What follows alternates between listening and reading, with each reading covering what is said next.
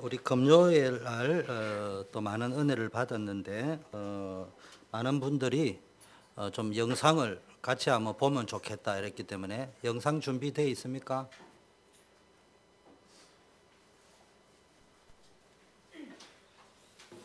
그 주보에 영상 준비하는 동안에요.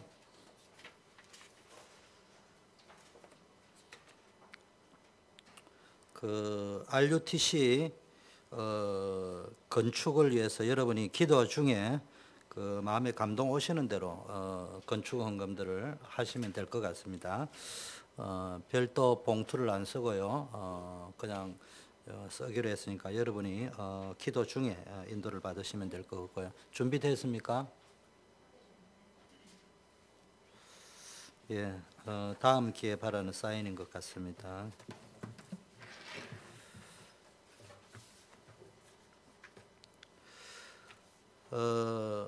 영적 지도자, 사역자의 자세라는 제목으로 말씀을 나누겠습니다. 먼저 오늘 이 본문의 배경은요, 거짓 선지자들의 선동이 고린도 교회 안에서 있었죠. 그 선동의 핵심은 최고의 어떤 위치에서 인정을 받아야 될 바울의 권위를 깎아내리는 것입니다. 그리고 이제 고린도 교인들이 이제 지역이 좀 무역이 발달되어져 있고 항구 도시고 또 여러 가지 아폴로디테 사원도 있고 막 이러다 보니까 세속적입니다.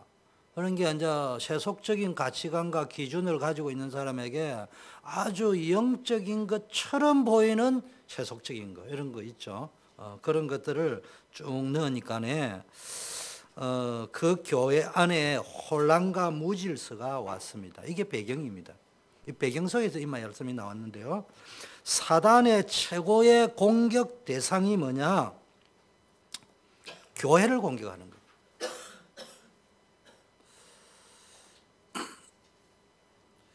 어떤 이유에서든지 교회를 공격하는 것은 우리가요 로컬이 어떻고 파라가 어떻고 이거는 건물이지 예배당이지 건축 교회가 아니에요.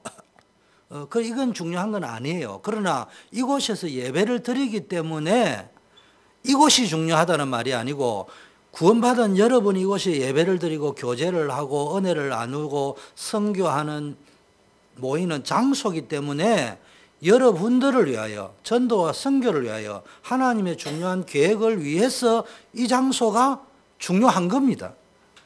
무슨 말인지 이해되죠? 말장난에 빠지면 되는 게 아니에요. 그래서 어떤 이유에서든지 모이는 교회를 흐트러지게 만드는 것은 아무리 복음이라는 미명하에 저질러져도 그건 잘못된 것이다. 분별할 줄 알아야 됩니다. 교회가 뭔가를 놓쳐서도 안 되지만 또 그 이론에 빠져서 이거는 맞고 저거는 틀리고 이렇게 조금 이따 설명해가지고 이래 되면 안 됩니다. 그런 것들을 보고 이상한 자들이 파고 들어온단 말이에요. 뭘 가지고? 이상한 메시지를 가지고. 그래서 요즘 어떤 신자가 는다고요? 가나안 신자가 는다고요. 교회 안 나가는 신자. 그게 가나안 신자라다. 뒤집어 놓으면. 안 나가 신자라면 가나안. 왜 교회가 중요하냐? 교회 안에는 뭐 이런 일 저런 일 좋은 일 나쁜 일이 일어나도 궁극적으로 하나님은 누구를 통해서 일하신다고요? 교회를 통해서 일하는. 내가 이 반석 위에 내 교회를 세우리니 음부의 권세가 이기지 못할 때 음부의 권세를 깨뜨리는 운동, 흑암 권세를 깨뜨리는 운동을 교회를 통해서 하는 겁니다. 그런데 그 교회는 모이는 교회가 아니고 구원받은 너가 맞다. 맞는 말인데 그 말을 하는 목적이 뭐냐 이 말이지. 자기의 어떤 교회에 대한 상처 때문에 그런 메시지를 가지고 교회 어두운 부분을 조명을 더했다면 그건 잘못된 메시지 맞는 거예요. 그렇잖아요. 여러분이 받은 잘못된 상처와 아픔이 있기 때문에 그 메시지를 굴절시키가 받았다. 그것도 사단이 노리는 거예요. 무슨 말인지 이해되죠? 왜 그래 하느냐? 교회는 전도와 선교하는 곳이거든. 음부의 권세를 깨뜨리는 곳이에요. 천국의 문을 여는 곳이요. 그런데요, 이 전도 선교하도록 못하도록 오늘 뒤에 보니까요, 너희 지경을 넓혀야 하는데 지경을 못 넓히도록, 그냥 고린도 교회 안에 문제에 빠져 있도록, 매몰되도록, 함몰되도록. 방법은 어떻게 해요? 하나 되지 못하게 하는 거. 하나 되지 못하게 하는 거. 제일 하나 되지 못하게 하는 것은 메시지를 놓치게 하는 거예요. 바울을 통한 복음의 메시지, 쉽게 말하면 자기 교회 담임 목사를 통한 바울이 고린도 교회 담임입니다. 개척해 말합니다.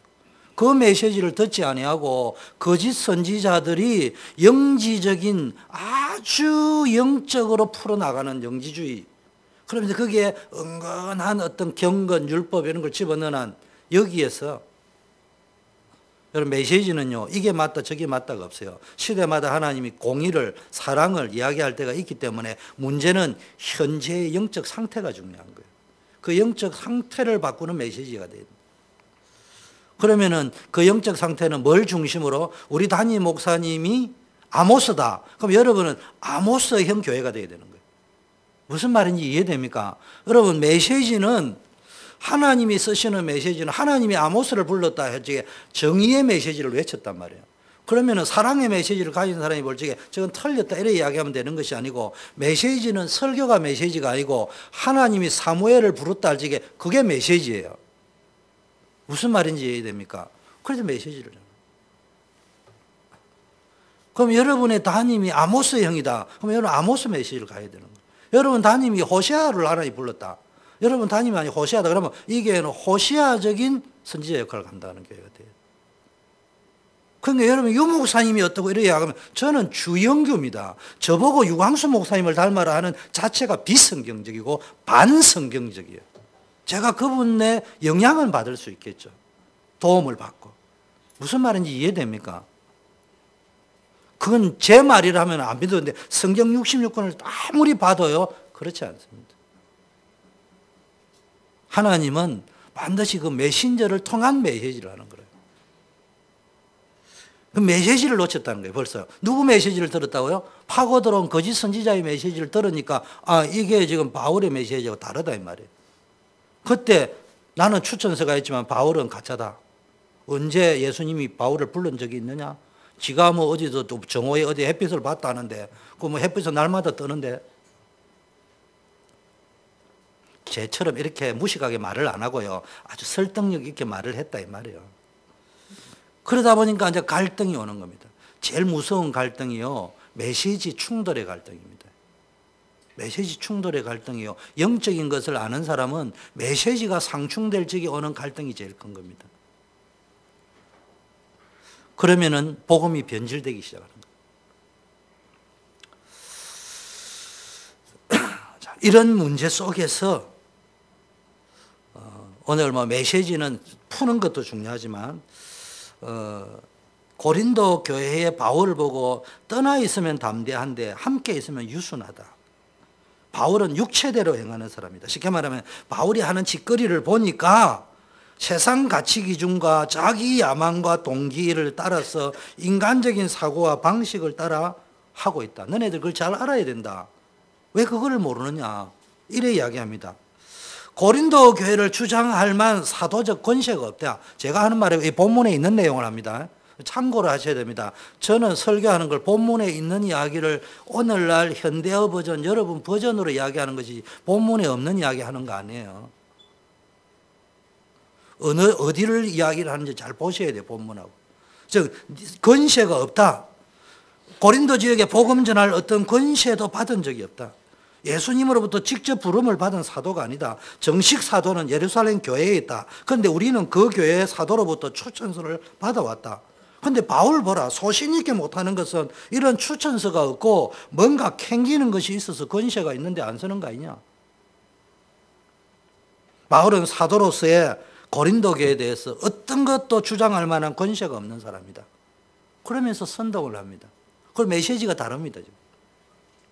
10절에 바울의 편지들은 권위가 있고 포스가 느껴지지만 직접 몸으로 대할 때는 약하고 말이 시원치 않다. 사실은 잘 알아야 됩니다. 시원치 않았던 게 아닙니다. 착하게 빠지면 안 돼요. 바울이 몸으로 대하면 약하고 멀리 있으면 강하고 직접 만나면 시원치 않고 이런 게 아니고, 이건 누구 입장에 쓴 거라고요? 거짓 선지자들의 그들의 입장에서 그렇게 기록되어 있다. 바울은 나중에 이야기하면 나는 그런 적이 없다. 항상 같았다. 이렇게 설명합니다. 떠나 있는 자나 함께 있는 자나 내가 바울인데 어째 떠나 있다고 다르고 함께 있다고 다르냐. 단지 다르다면 이런 원인이 있었을 거다. 그걸 이제 설명하는 겁니다.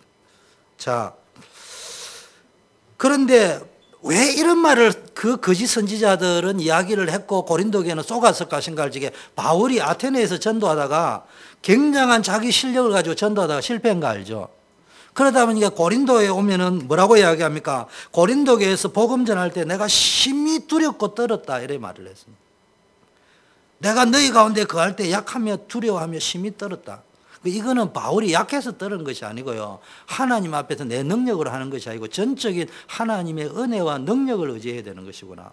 그 하나님이 나를 쓰지 않는 것에 대한 두려움이지 사람을 무서워서 고린도에 있는 사람이 무서워서 떨은 것이 아니고 내가 하나님 앞에 서야 되는데 하나님의 쓰임을 받고 성령의 인도를 받아야 되는데 그거 못 받을까 싶어 하나님 앞에 하나님을 향한 두려움과 떨림이었지 사람을 향한 두려움과 떨림이 아니었습니다. 그러면서 거짓 선지자들은 12절 18절에 우리에게는 자랑할 것 칭찬할 것 인정할 만한 것이 많다고 스스로 칭찬합니다. 예루살렘 교회 추천서가 있고 영적인 이런 지식과 식견이 많고 말도 잘하고 수사도 잘하고. 자, 그런데 고린도 교회를 복습해 보면요. 자, 1장부터 7장까지는 뭡니까? 바울이 고린도 교회에 대한 자신의 사도적 권위를 확고히 했습니다. 그래서 7장에서 우리 설교할 적에 드디어 고린도 교회가 바울의 권위를 인정하고 회개하면서 화해가 된 모습을 발견할 수 있었습니다. 그리고 지난주에 했던 8장 9장에는 고린도 교회가 이제는 이제 서로 신뢰가 되니까 바울이 고린도 교회에다 뭘 이야기합니까? 너네들이 1년 전부터 작정한 예루살렘 교회를 돕는 헌금을 이행할 것을 호소했죠. 그게 지난주 설교였습니다. 근데 그거를 바울이 그냥 권위를 가지고 헌금해라는 것이 아니고 자기네들이 먼저 자원하는 마음으로 작정을 1년 전에 했는데 그게 안 되고 있었던 부분을 1년 전에 작정한 것을 하면 어떻겠냐 이렇게 호소를 해서 지난주까지 설교가 8장 9장을 가지고 헌금을 합니다. 자, 그런데 오늘 10장부터 12장 13장까지 들어가는데 자기를 자랑하는 자들이 여전히 고린도 교회 안에 뿌리를 내리고 있어서 바울을 비난하고 사도권을 대적하고 심지어 오늘 보니까 극한 오늘 이 본문이 점잖해 보이지만요. 비난하는 자들이 극단적인 비난을 하고 있고 바울이 아주 강하게 지금 반대하고 있는 거 변호하고 있는 겁니다. 바울의 인격, 외모까지 비난하고 있습니다. 그러면서 고린도 교회를 어지럽힙니다. 그래서 바울은 이번에는 자신이 사도로서의 합법성을 주장하고 거짓 선지자에 대한 강력한 경고를 하고 있습니다. 자신의 사도권을 지나치다 싶을 정도로 조목조목 변화하고 있습니다. 그래서 교회에 대한 영향력을 제거하기로 노력함을 강력하게 밝혔습니다. 마지막으로 고린도 교회를 위한 자신의 세 번째 방문에 앞서서 성교의 비전을 제시합니다. 12장 14절부터 13장 13절까지. 교회 안정이 왜 중요하냐? 진리를 거스리는 자들을 강력하게 대처해야 되는 이유는 혈과 육 때문에 그런 게 아니고 지경을 넓히고 전도와 선교를 위하여 교회 안정이 필요하다. 자, 바울의 자기 변호를 한번 보면요. 이제 여기서 올바른 사역자의 자세를 볼 때 2절에 내가 너희를 겸비하고 떠나 있으면 담대한 이유는 고린도 교회를 파려고 하는 것이 아니고 세우려고 했기 때문에 내가 온유와 관용으로 참고 기다렸기 때문에 그런 것이다. 그러나 이번에 내가 갈 때는 거짓 선지자들 대하여 강하고 담대하게 대처할 것이다. 그때 너희들 가운데 이 사람들처럼 강하게 대처함을 쉽게 말해 치리받는 자들이 없게 되기를 바란다. 여러분, 치리라는 거는요, 듣는 사람이 기분 나쁠 수 있는데요. 주기철 목사님 아시죠? 주기철 목사님이 계시던 시절에 평양이 동방의 예루살렘이라고 했어요. 거기서 평양의 제일 유명한 교회가 무슨 교회죠? 장대현 교회. 이름이 장대현 씨가 지은 교회가 아니고 교회 이름이 장대현 교회라고 있어요. 장대현 교회를 중심으로 말로 하자면은 이 회개운동이 일어난 거예요. 회개운동이. 그래서 평양 시내 전역에 복음운동이 일어나 버렸어요. 그게 한국에 영향을 줘버린 거예요. 그래서 동방의 예루살렘이 됐는데 그 기폭제가 뭔 줄 압니까? 주기철 목사님의 명설교 때문에 일어난 것이 아니고요. 조만식 장로님이라고 들어봤습니까? 그분이 평양에 계시는 민족 지도자요, 교육자고 선각자였습니다. 그분이 주기철 목사님의 사부입니다. 주기철 목사님의 스승이라니까. 주기철 목사님이 조만식 선생님 밑에서 배운 사람, 제자라니까. 그런데 어쩌다 보니까 주기철 목사님이 제가 있던 칠원교회, 마산동 문창교회 이런 데서 뭐 하다가 담임을 하고 계시죠. 초량교회 담임을 하시다가 그런데 그분이 평양 장대현교회 담임으로 계셨어요. 그런데 어느 날 조만식 장로님이 예배에 지각을 했어요. 근데 나중에 알고 보니까 이분이 오다가 갑자기 위기를 당한 분들을 도와주고 오느라고 늦었던 거예요. 그런데 주기철 목사님이 늦게 지각을 해가 문을 열고 들어오는 조만식 장로님, 교회로서는 장로님인데 자기에게는 스승이고 민족 지도자요 존경받는 분인데 조 장로님! 지각하셨습니다. 서셔서 예배 드리세요. 그래서 그분이요, 자기 제자지, 목사님이지만 제자인 그분의 명령을 듣고요, 1시간을 그대로 서서 예배를 드렸어요. 그리고 예배를 마치고 축도가 끝나고 모든 사람이 기도를 하고 난 다음에 본인이 뜨벅뜨벅 강대상 앞으로 나와서 고백을 했습니다. 내가 장로가 되었어. 예배 시간에 지각을 해서 너무 죄송하다. 그 고백을 했습니다. 7위가 아닌 7위, 1시간 서서 예배 드리라고 했습니다. 실세 장로님이고 모든 민족이 인정하는 스승이고 자기의 직속 사부인데도요, 그 조만식 장로님의 그 1시간 서 있으라는 7위에 굉장히 기분 나쁠 수도 있는데 순종하고 복종한 것이 기폭제가 되어서 우리가 예배를 해보자. 은혜를 해보자. 그래서 장대현 교회 부흥의 불길이 탄 거예요. 그래 한국 교회 부흥의 불길이 이런 거예요. 우리 같으면 그러면 교회가 이 교회밖에 없나? 당장 안 나올 거예요. 그런 식으로 현대인들이 신앙생활을 한다. 벌써 뿌리가 다르다. 그래서 제가 그 메시지를 들으면서 이런 생각을, 우리 교회도 7위를 한번 해버려야 되겠다. 그래가지고 그런 사람만 권사 장로로 뽑아야 되겠다. 안 떠나고 있는 사람. 오냐가 키워나면 이게 안 되는 거예요.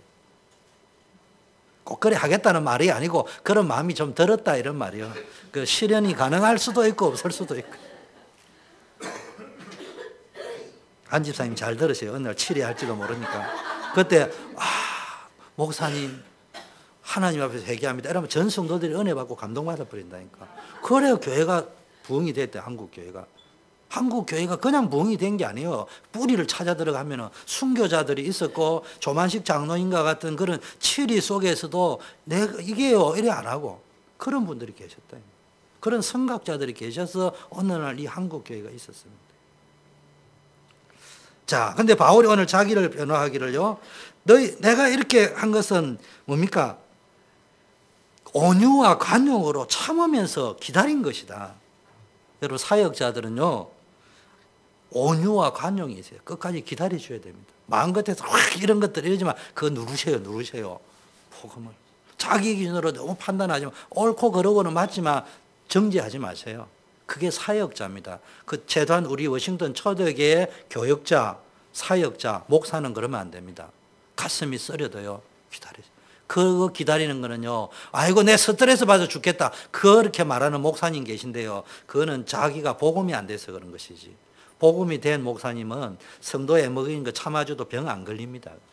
하나님이 그러니까 병 걸리게 한 게 아니고요, 오히려 간이 강해집니다. 심장이 담대해지고 허파가 강해지고 그렇게 돼 있어요. 진짜 복음 때문에 한 거라면. 자기 자존심 때문에 걸고 참아서 그런 거지. 복음 때문에 참았다. 하나님 건강을 더 주셔요. 거짓말하면 안 돼요. 두 번째, 우리는 육체에서 행하나 육체대로 싸우는 것이 아니다. 우리의 싸우는 병기는 육체에 속한 것이 아니고 오직 하나님 앞에서 견고한 요새 진을 파는 하나님의 강력한 힘을 가지고 싸운다. 여기 오늘 본문 메시지이기 때문에 조금 이따가 하기로 하고요. 자, 여러분이 그리스도의 복종이 온전하게 될 때 우리는 모든 복종치 않는 자를 처벌할 준비가 되어 있다. 이거 막 처벌하겠다 이런 말보다는 너희들이 온전하게 복종할 때 그때 교회 모든 문제는 해결된다 이 말이에요. 무슨 말인지 이해되죠? 하나님 앞에 우리 모두가 온전하게 복종할 때 그때부터 일을 진행할 수 있다.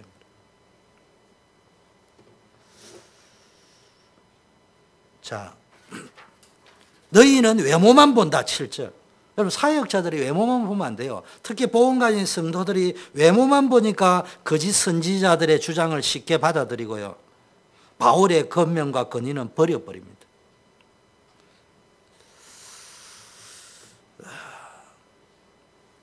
이처럼 조금만 은혜 받으면요, 자신들이 마치 복음의 진리를 다 아는 것처럼 교만하게 행동하는 자들이 있는데요, 거기에 교인들이 혹 넘어간다니까. 메시지 잘한다고, 기도 잘한다고. 교회 문제 일으키는 장로님들 100% 대표 기도에 여러분이 콧물 눈물 쏟는 장로님들이 선동할지 속지. 대표 기도할지 아이고 저기 장로라고 저 기도밖에 못하나, 그러면 안 되지만 그런 마음이 드는 장로님이 하는 말을 따라가지고 목사님 끄집어내려는 교회가 없어요. 다 장로님의 기도가 막 너무 설득력이 있고 감명 깊고 리더십이 있는 분들이 말입니다. 온전한 믿음이 있는 자는 교만하지 않습니다. 타인의 믿음을, 교만이라는 증거, 타인의 믿음을 얕보지 않습니다. 항상 죄에서 구원받은 사실에 감사하고요, 겸손하게 행동합니다. 자, 자신에게 있는 사도적 권세가 지나쳐도 자랑하는 것이 부끄러울 것이 없지만 내가 사용하지 않는 것은 너희들을 파하려고 하는 것이 아니고 세우려고 하다 보니까 내가 기다리는 것이다. 파하려고 하면 당장 써버리면 되는데 그게 아니고 세우려고 하다 보니까. 몸으로 있을 때는 약한데 말에는 시원치 않는 자들이 알아야 할 것은, 내가 편지를 쓰는 내나 대면에 쓸 때, 편지 쓸 때 대면하잖아. 너희들이 말할 적에 대면해 보면 별 볼 일 없다는 그 사람이나 내가 그 바울이다. 왜 담대할지는 왜 담대하고 유순할지는 왜 유순한지를 알아야 된다. 둘 다 복음 때문이었다. 교회를 세우기 위하기 때문에. 그러면서 어떤 자가 자기를 칭찬하는데, 이 칭찬한 자가 누구예요? 거짓 선지자. 그들과 더불어 비교할 수 없을 정도로 나는 사도권이 있고 권세가 있는 사람이다. 특히나 고린도 교회에 대해서는 나는 개척자이기도 하고. 사도권이 있다 없다 전에 너희들이 나를 통해서 복음을 받지 않느냐. 그럼에도 불구하고 내가 그들과 같은 육체대로 나를 자랑하고 높이고 칭찬하면서 싸우고 싶지 않다. 문제를 그런 식으로 해결하고 싶지 않다. 그리고 나는 거짓 사조보다 고린도 교회는 내가 개척해놓은 교회다. 너희들 입장에서 남이 틀을 닦아놔 이에 와가 네가 네 자랑을 하냐. 그래요. 예를 들면 제가 이렇게 말하는 거예요. 이걸 우리 미 목사님이 일대 단임으로 사역을 하면서 이 건물을 사놓은 거예요. 여기 앞으로 RUTC 건축을 할 거예요. 그때 우리 미 목사님이나 사모님이 또 우리 성도들이 하나가 돼가 지금까지 여기 와서 이게 있었기 때문에 이 위에 우리가 RUTC를 건축했다. 이래야 말이 맞는데 제가 와가지고요, 마치 미 목사님은 아무것도 안 한 것처럼 이야기하고 내가 와가지고 이걸 싹 다 잘했다 이렇게 말한단 말이에요. 그러면 안 되잖아요. 근데 오늘 현대교회 목회자들 보세요. 전부 다 그래 이야기합니다. 지가 다 한 거예요. 교회 가보세요. 예원교회 가보세요. 모든 중직자들이 이 교회는 내가 다 세웠다고 이야기해요. 만나보세요. 이 장로님 만나면 이 장로님 내 교회 다 세웠다고. 저 장로님 만나면 저 장로님이 이게, 그것도 좋은 의미도 있는데 나쁜 의미가 또 있다 이 말이에요. 저 여기 가까운 한국에 저 우프리치에 있는 저 H모 교회도 가보세요. 중직자들 만나보세요. 내가 다 이 교회 세웠다. 좋은 의미는 주인의식인데 나쁜 의미는요, 그게 아니거든요. 지금 현대 교회가 다 그런, 성도들의 수준이 그렇다니까. 제가 왜 이 말을 하느냐, 우리 초대교회 수준은 그러지 말자 이 말이에요. 있는 그대로를 이야기하자. 그래서 느헤미야처럼 여기서부터 여기까지는 안 집사님이 틀을 닦았고, 여기서 여기는 최 집사님이 틀을 닦았고, 나는 그 중에 하나를 했고 우리가 함께해서 이렇게 왔다. 이래 고백해야지. 그래 한다고 손해볼 게 뭐 있어요. 자, 본론으로 들어가겠습니다. 그러면서 본론 들어가면 교회의 안정을 시키는 최대 목적이 뭐냐? 내 권위를 세우기 위해서, 담임으로서의 권위를 세우기 위함이 아니고 뭐 때문에요? 세계복음하기 위해서. 고린도 교회 바깥에, 안에 맞추죠. 바깥에 지경을 넓히기 위해서. 그게 뭐예요? 서바나와 로마 복음화를 생각하고 한 말입니다. 본문에 다 있는 말입니다. 자, 이걸 우리에게 적용할 메시지는 뭐냐? 여러분, 뭐니 해도요, 여러분 인생에 이런 문제 저런 문제 있을 적에 제일 큰 문제가 뭐냐? 복음이 없는 겁니다. 복음이 없으면 어떤 일이 되느냐? 복음이 없다는 말에는 복음을 모른다는 말이 아니고 only Jesus Christ. 발음이 괜찮아요? Only Jesus Christ. 오직이 되어져 있어야 돼. 다른 길이 없다. 이 길밖에 없다. 다른 길도 있다. 그거는 복음 가지고 있는 게 아니에요. 다른 길이 없다. 이게 없으면요, 다른 거는 없어도 된다는 말이고, 돈은 없어도 안 돼. 70%는 인생 문제 70%는 돈이 있어야 되는데, 근데 돈은 없으면 안 되지만 없어도 살 수 있다니까. 병 없이 건강하면 좋은데 병이 들어도 우리 한국에 존경하는 박지원 목사님은 이미 천국에 가셔야 되는데도요, 그 제가 만나보니까 그래요. 병은 친구야, 친구. 이런 말씀 하시더라고요. 내가 꽤 한 10몇 년, 20몇 년 전에 들은 이야기예요. 그 교회 갔더만은 우리 장례식이 그 교회 부모님이 계시고 청년이 우리 교회에 있었기 때문에 예배를 드리다 보니까 같이 드리게 되잖아요. 그게 당신 심장병이 있잖아요. 그러면서 심장병 좋은 거야. 병이 한 개 있기 때문에 친구야, 친구. 이렇게 이야기 하시더라고요. 친구 좀 살면 돼요. 그런데 영적 문제는, 파고 들어오는 재앙은, 가문의 문제는 복음이 아니고는 해결이 안 된다. 그건 참는다고 될 문제가 아니에요. 친구처럼 영적 문제를 친구처럼 갈 문제가 아니에요. 사단과 재앙을 친구처럼 갈 게 아니라니까, 그거는.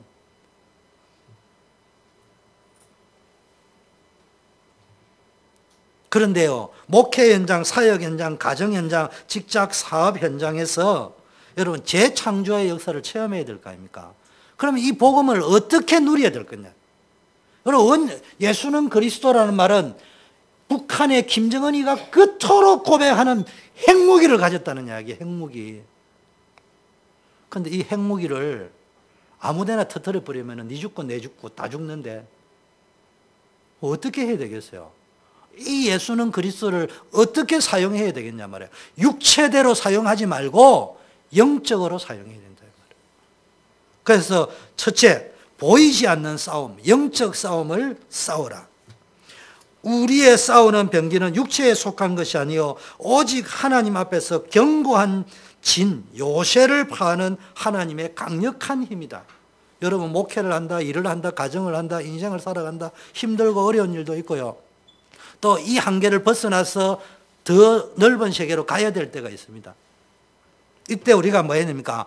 나의 한계가 있고 방해가 있고 문제들이 있잖아요. 느헤미야 때도 산발랏 도비아를 통해 가지고 막 산발을 해가 덤비고 앉아 있고, 도발을 해가 덤비고 있고, 여기도 쉽다 막 도비아, 산발랏 이름부터 잘 지어야 돼. 도비아가 뭐 도움 된다 이거. 그런데 뭡니까? 이런 세력들이 항상 있는 거야. 이때 어떻게 할 거냐? 육신 싸움을 싸우지 말고 영적 싸움을 싸워야 되는데, 육은 하나님 앞에 나아가는데 바울은 어떠냐? 아주 질기고 질긴 생고무와 같은 방해꾼이야. 그래서 그 모습이 너무 질기고 질겨서 견고한 진과 같다. 쉽게 말하면 견고한 요새와 같다. 이걸 다른 말로 하면 우리의 육신적인 체질이 견고한 요새처럼 꽉 쌓여 있어가 도무지 하나님의 주권이 들어올 수가 없다 이 말이에요. 신앙생활 하면서 가장 무서운 것이 하나님의 주권을 인정하지 않으려고 강력한 요새를 만들어 놓고 사는 육신적인 교인이 이외로 많습니다. 우리도 그래 하려고 한 건 아닌데 내 체질이 견고한 진을 만들어 놓고 하나님을 믿노라 하면서 하나님을 정작 받아들이지 않는, 언약은 있는데 언약 궤짝만 있지 언약궤는 버린 상태.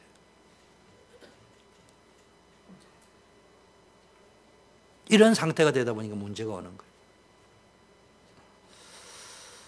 그러니까 결과적으로 하나님의 주권을 거부하게 되어지는 것입니다. 그렇습니다. 육적인 모든 지식, 그러면 차근차근 들어가면요 5절 상반절에 모든 이론을 파하며, 다른 말로 계변을 파하며, 여러분 모든 이론에 빠져 있어요. 모든 이론을 다 가지고 있어도요 하나님의 주권을 인정하지 않으면 그거는 이론일 뿐입니다. 이걸 성경은 초등학문, 철학과 초등학문. 철학이 나쁘다는 말이 아니에요. 나는 제일 좋아하는 게 기독교 철학을 가져야 된다. 기독교 사상을, 하나님의 사상을 우리에게 말씀하신 게 그리스도로 메시지라는 게.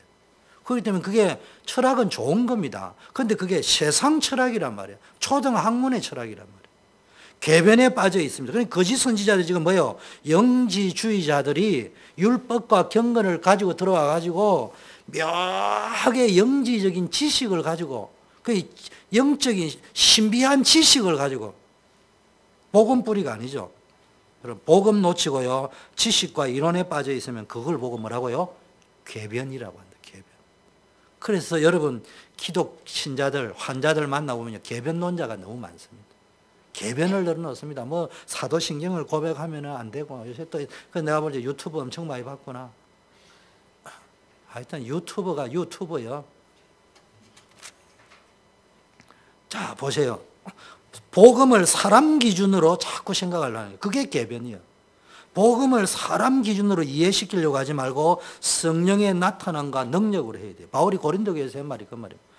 성령의 능력과 나타남으로 하니까 바울이 별 볼 일 없다 이래요. 오늘날 교회는요. 문제는 똑같이 인식했습니다. 이 문제이기 때문에. 우리 특히 렘넌트들에게. 그러다 보는데 문제를 인식하다 보니까 복음을 세상적으로 설명을 하려고 하는 거예요. 거기서부터 문제가 오기 시작하는 거예요.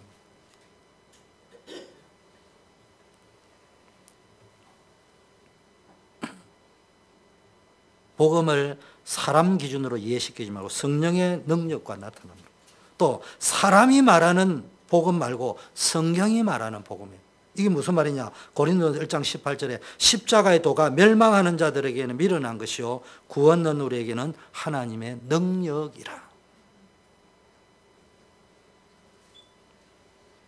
쉽게 말하면 복음을 전하면은 구원 얻을 자는 받고 믿고 망할 자는 거부합니다. 우리가 설득하는 게 아니에요. 그런 복음을 이야기해요. 쉽게 말하면 우리는 복음이 복음대만 전하면 되는 거예요.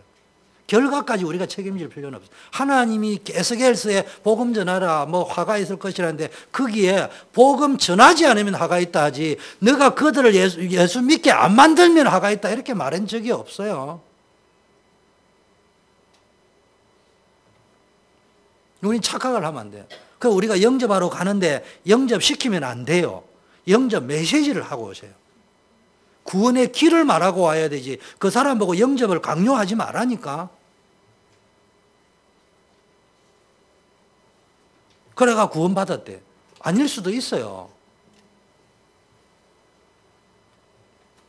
5절 중반절에는요. 하나님을 아는 것을 대적하여 높아 시간이 급하니까 빨리 가겠습니다. 하나님을 아는 것을 대적하여 높아졌다. 여러분 영적 교만에 빠져서요. 하나님을 아는 지식을 대적하여 지가 하나님이야. 지가 하나님보다 더 수준이 높아. 영적 교만에 빠져서 사실은 하나님을 대적하고 있는 지식에 빠져 있습니다. 여러분 하나님을 안다고 할 때에는 하나님을 알아가면 알아갈수록 겸손해질 수밖에 없어요. 하나님이 은혜를 감사할 것밖에 없어요. 그리고 모든 영광을 하나님께 돌릴 수밖에 없어요. 그런데 신비주의자들이 조심해야 됩니다. 여기에 빠지기 쉽습니다. 특히 기도만 하는 그래서 말씀 붙잡고 기도해야 됩니다. 기도만 하다 보면 신비한 체험이 있다 보니까요. 나도 모르게요. 교만이 들어와 버립니다. 용서하세요. 요즘은 제가 이래 안 하는데 제가 기도하니까 내 몸이 뜨더라고 이렇게. 여러분 그런 경험 해봤어요? 유체 이탈 이런 거 해봤어요? 나 그게 성령으로부터인지 사단으로부터 온 건지는 모르지만 일단 나는 그런 현상도 체험되더라고. 그 딱 보니까 딱 보여.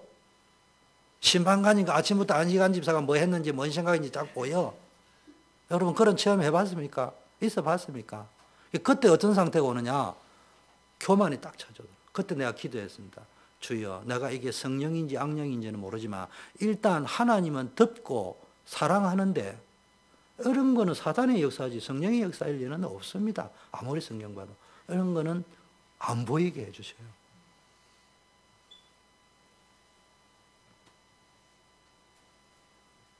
일어나 버리면요. 아니 생각해보세요. 목사님이 귀신 쫓아내는데 안 쫓아내는데 청년인 제가 쫓아내면 나간다. 교만이 팍 들어옵니다.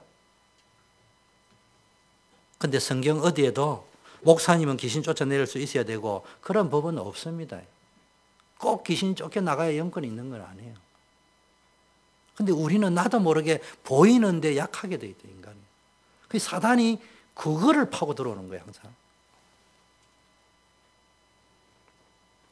그래서 항상 말씀을 붙잡고 기도하세요. 습관을 들으세요. 5절 하반절, 첫째는 모든 이론, 두 번째 모든 걸 안다는 것. 내가 안다고 생각할 때 넘어질 때입니다. 세 번째, 모든 생각을 사로잡아서 그리스도께 복종한다. 사람의 생각, 사람의 기준에 빠져서 그리스도께 복종하지 않으면 그게 다 이론이고 계변이고 영적 교만입니다. 하나님을 대적하는 거예요. 그래서 쉽게 말하면 진짜 하나님을 알고 진짜 하나님에 대한 것을 생각에 빠져 있다면 어떻게 한다고요? 하나님께 복종해요. 바울이 지금 강조하는 하나님께 복종하지 않는 상태는 다 이론이고 계변이다. 뒤집어 놓고 이야기합니다. 복종하지 않는 게 뭐 때문에 그렇다고요? 견고한 나만의 요새를 만들어, 진을 만들어, 다른 말 성을 만들어 놨단 말이에요. 그게 누구의 특징이라고요? 최초의 요새를 누가 만들었죠? 가인이 만들었어요. 가인이 만들었어요. 에녹성을 만들었어요. 그래가지고요, 거기다가 견고한 성을 만들어 놓고는요, 거기서 하나님 섬긴다고 나름대로 띵까띵까하고 찬양도 하는데 알고 보면 견고한 진을 만들어가 내가 만들어낸 하나님을 섬기고 있어요. 그 여러분, 예수는 그리스도, 성경이 말하는 그리스도를 유 목사님 분명히 말씀하셨는데 듣는 자들은 제가 볼 적에 내가 만드는 그리스도 안에 살고 있다. 나는 아무리 들어도 유 목사님은 그분이 말씀하는 의도를 종합해 볼 적에는 성경이 말하는 복음을 이야기했는데 들었던 자들이 자기 체질 그대로 받아가지고 그 복음은 아무것도 안 해도 된다는 복음으로, 내가 그냥 허랑방탕한 상태에서 그대로 있어도 된다는 그 복음으로 받아들여가지고 있다고. 그거는 자기의 진 안에 갇혀져 있는 예수는 그리스도의 복음이지 그건 아니에요.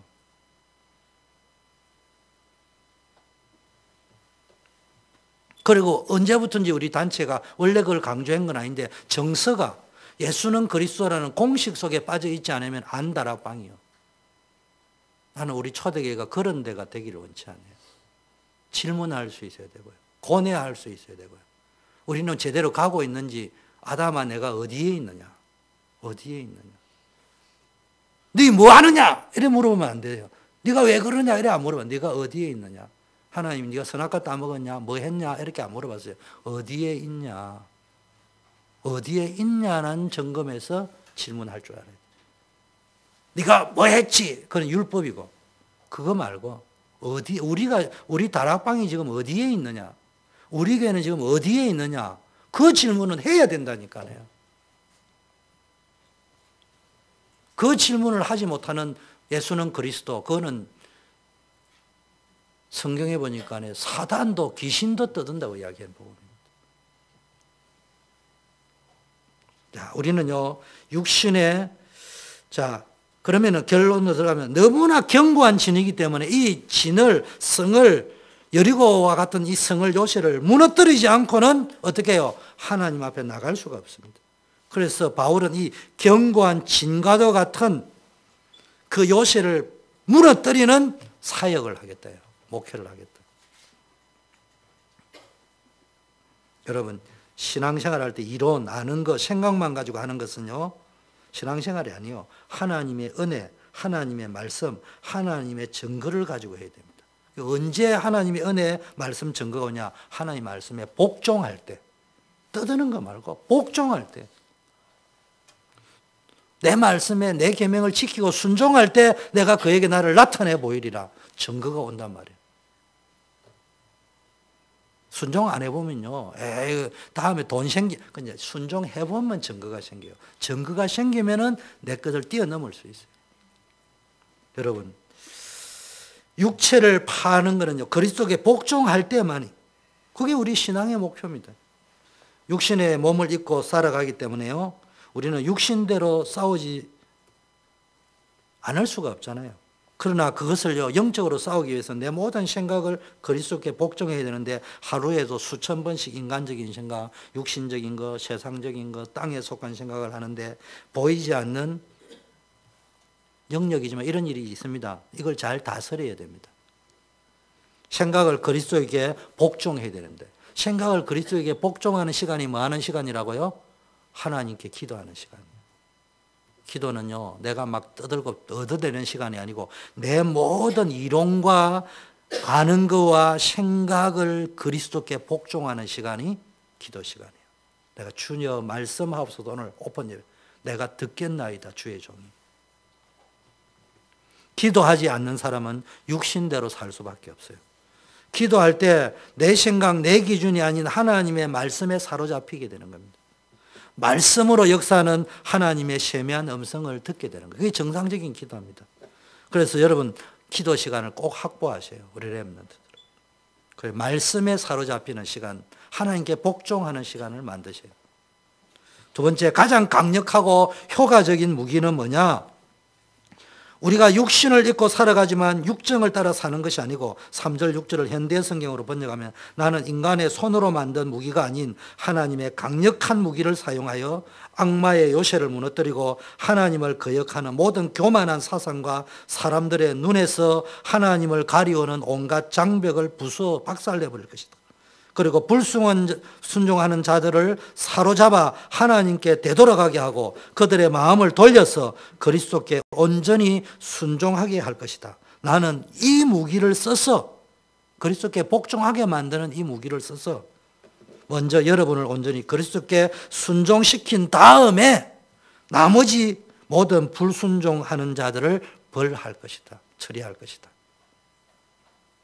이게 바울의 고린도 교회를 향한 오늘 메시지 핵심입니다.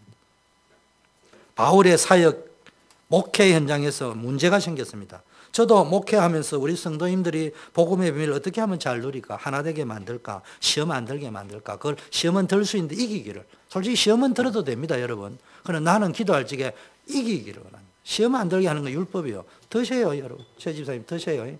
그럼 이기세요. 이기세요. 그리고 중고등학교 때는 매일 시험 칩니다. 대학을 가야 되니까. 대학 때는 한 달에 한 번씩 칩니다. 그래서 좀 괜찮고 3학년, 4학년 때 한 달에 한 번 안 치고 그냥 1년에 한 번씩 칩니다. 그러니까 시험 1년에 한 번씩 치세요. 알았지? 매달 치지 말고 안집사님 알겠죠? 그러니까 우리는 또 평생 교육을 해야 되니까 시험은 평생에 한 번씩은 쳐야 돼. 그래 성장이 돼. 그러니까 여러분 사역자들이 우리 성도님 시험 들었다고 깔보지 마세요. 제가 맨날 시험 치지 함부로 말하지 마세요. 아, 다음 단계로 올라가겠구나. 패스하도록 기도해 주세요. 합격하도록. 시험 드는 거는요 좋은 거예요. 사실을 알고 보면. 그런데 같은 문제를 못 푸는 게 문제지. 다음에 되니 또 그 문제를 또 풀고 앉아있어요. 답답해요. 뛰어넘으셔야 제발. 도 문제를 한번 뛰어넘고 목사님과의 갈등 문제도 좀 한번 뛰어넘었으면 두 번 다시 그 시험은 들면 치면 안 돼요. 그 시험을 자꾸 치니까 문제가 오는 거예요. 자, 저도 목회하다 보면 이런 것들이 있어. 우리 성도님들 어떻게 믿음이 건강하고 아름답게 자라갈 것인가 고민하고 연구도 하고 부족하지만 하죠. 여러분들도 살아가다 보면 전도는 어떻게 할 것인가 막 고민할 때 있잖아요. 그런데 삶의 현장에서 주어진 여러 가지 문제와 갈등들을 어떻게 해결하고 대처할 것인가를 놓고 고민할 때 있잖아요. 근데 바울은요, 이때 인간적인 방법을 사용하지 않고 가장 좋고 가장 강력한 방법인데 그게 뭡니까? 하나님의 능력으로 경관진을 끝낸다. 하나님의 능력은 어디에서 나타납니까? 말씀과 기도를 통해서 나타납니다. 하나님의 말씀은 불가능이 없어요. 이론 지식 말고요. 하나님이 딱 주시는 메시지 있거든요. 사무엘이 엘리 제사장에게 전한 메시지는 그대로 성취되었습니다. 이사야나 선지자들이 하나님의 말씀으로 받았던 것은 그대로 성취되었습니다. 여러분, 나는 우리 초대교회 돈 걱정 안 합니다. 왜냐? 제가 초대교회 부임해 오기 전에 하나님 내가 간증했잖아요. 분명히 내가 부임해가 첫 설교할 적에 간증한 거로 기억합니다. 나는 여기 오게 될 적에 왜 가야 됩니까? 물어볼 적에 출애굽이라는 말씀을 내가 성경 읽다가 아니고 기도를 시키다가 하나님 주셨고 그럼 나의 출애굽하면 홍해인데 나의 홍해가 뭡니까? 하니까 돈. 초대교회 나는 잘 모르는데 그 당시에 목사님 한 번씩 오셔가 설교도 좀 해라 이렇게 왔다 갔다 교인이 몇 명인 것도 알고 할 적에 어쩌면 재정일 수 있는데 이걸 내 사례비를 못 받는 걱정이 아니고 주의 일을 할 때 재정이 없어서 못하면 어떻겠냐 할 적에 그때 주신 말씀이에요. 나는 부임해 올 적에 우리 초대교회 홍해는 물질이라고 여겼기 때문에 그걸 하나님이 해결해 주신다고 했기 때문에 난 돈 걱정 안 해요.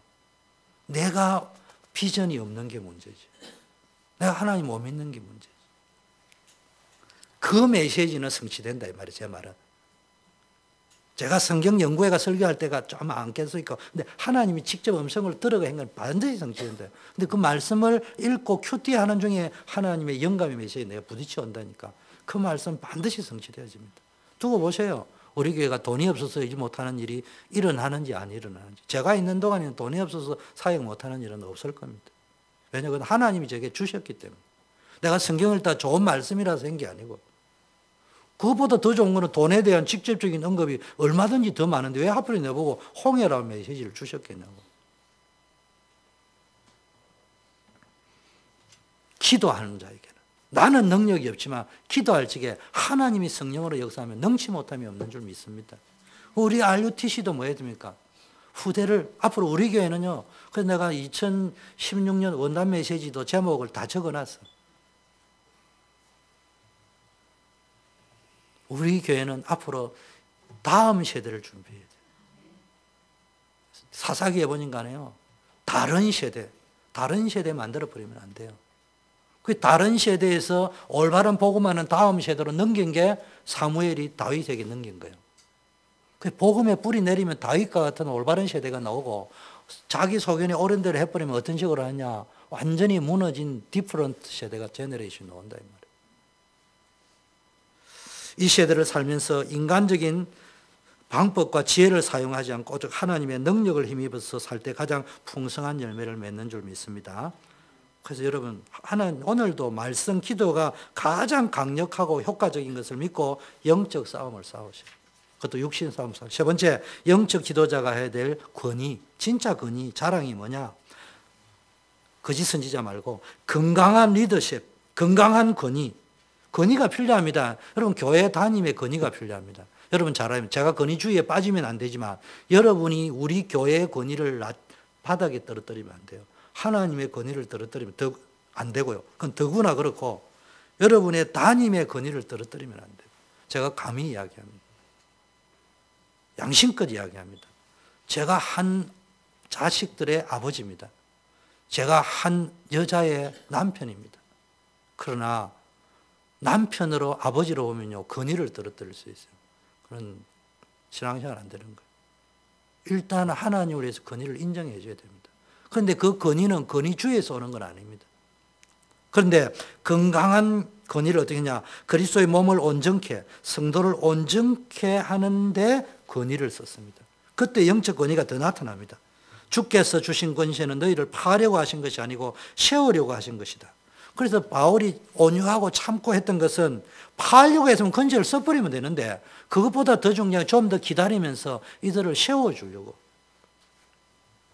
내가 이에 대해 지나치게 자랑하여도 부끄러움이 없지만 나무의 한계 안에 예비한 것으로 자랑하지 않고 너희 지경을 넓히려고 한다 이런 데 있는데 여러분 지도자에게 준 권위는 사람을 허무는 권세가 아니고요 세우는 권세를 주셨습니다.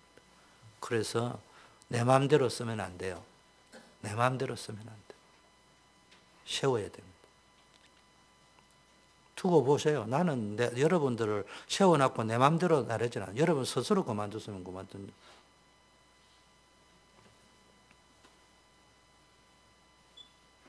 두 번째, 성공에 자만하지 말고요. 다음에 인도받아야 될 하나님의 뜻을 찾아야 돼요. 다음의 뜻이 뭡니까? 지경을 넓혀서 10장에 보니까요. 너희 지경을 넓혀 복음을 전하게 하려 합니다. 16절 이게 뭡니까? 지경을 좀 교회 안에 있지 말고 지경을 스바나, 로마, 복음화, 세계 복음화. 하나님의 뜻이 뭔가? 복음 전파, 개척 선교 사역에 지경을 넓혀 나갈 때 영적 권위가 나타납니다. 영적 지도자가 열심히 해서 잘 세워진 교회가 되었다면은 거기에 만족하지 말고요. 저는 우리 교회가 이제 기본이 닦이면요.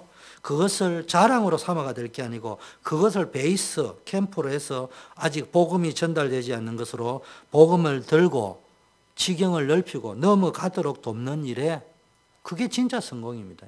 그 일에 매진해야 돼요. 근데 그 일에 전념하기 위해서 여기를 자립할 수 있는 교회로, 그 다음에 선교할 수 있는 교회로 만들어야 되겠대요. 그때 되면 내가 이제 지금은 어른들로 하지만 렘넌트 세대를 일으켜서 그들이 설교하고 메시지하고 훈련시키도록 시스템을 구축해놓고 그 힘을 가지고 50개 주나 전도 선교하겠다 이거예요.